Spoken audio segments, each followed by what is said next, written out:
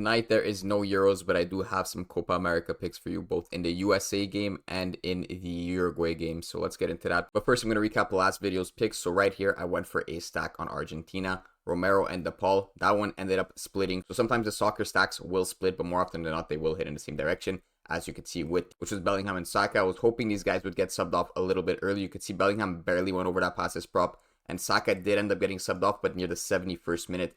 If he got subbed off like a bit early, I believe like the 65th, he ended up clearing those passes, he would have went under. So that's why I like taking unders on attackers. Unfortunately, did not pan through with this England stack. So 1 and 3 slip here, but of course these are correlated, so they're going to be double red or double green most of the time. And that is why I'm going to be building a very similar slip in tonight's video. So as I said, I'm going to be looking at the US game as well as the Uruguay game, so both Copa America games tonight. And what I'm liking is an overstack for the USA players. I also like the understack on the Panama players, but the problem is these guys have both been up quite drastically from where they were just last night. So 50.5 on Cordoba. You could see I locked him in with the Discord at 54.5 last night. We lost by about 4 passes with Bellingham, so you could see how that could be a big difference. Then for this Carrasquilla, we got him at 46.5. He said at 42.5 again, so 4 passes of protection there on both these props. So I'm not going to recommend those ones.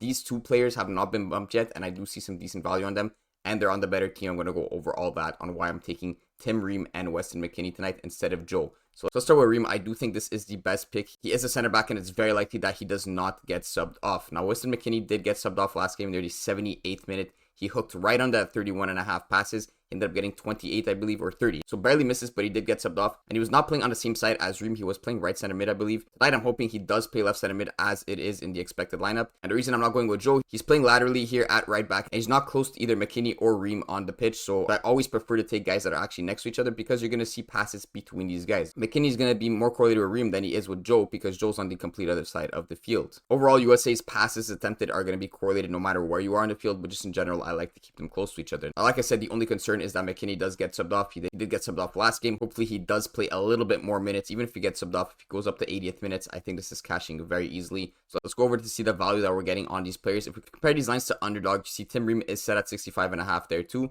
but McKennie is set at 33.5. So we're getting 2 passes extra on underdog. But if we go over to Bet365, you see that Tim Ream is actually set at 68.5. We're getting him at 65.5 once again. And then the McKennie set at 31.5 like he is on Prizepicks. So no matter what, we're at least getting some value on either of these players if you compare it to underdog or Bet365. We're getting the lowest possible pass attempted if you compare this to any other sportsbook. So over against Panama is the play. Technically, Panama is a harder matchup than Bolivia is. Bolivia is obviously a worse team than Panama, but no matter what, the US should take this game quite easily. They're minus 275 favorite, and it's going to be very similar to what happened in the Bolivia game in terms of possession and in terms of score. So the US has to control this game. We're going with the double over. Now the second picks we're going for are going to be from this Bolivia game, and I'm not going with the Uruguay guys. I don't know who's going to be starting here. I don't know if Jimenez is starting.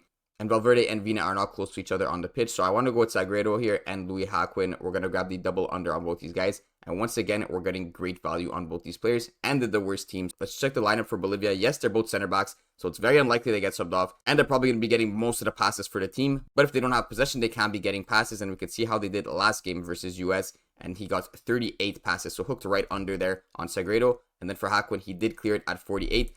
But Uruguay is a better team than the US. They play higher possession soccer, and they are minus 550 favorites tonight. I am loving the double unders because of that. But also, if we go over to both these players, we could check Sagredo. He is set at 37.5 on underdog. Again, we're getting him at 38.5 on Prizepicks. And then for the Haquin guy, we're getting him at 36.5 on Prizepicks, 36.5 on underdog. So no passes of value on this specific guy, but on Sagredo, again, we're getting 1 pass of advantage on underdog, and we're getting 4 passes of advantage compared to Bet365's lines. I'm loving this double under stack and the double over stack on the US. Let's lock this one in for tonight.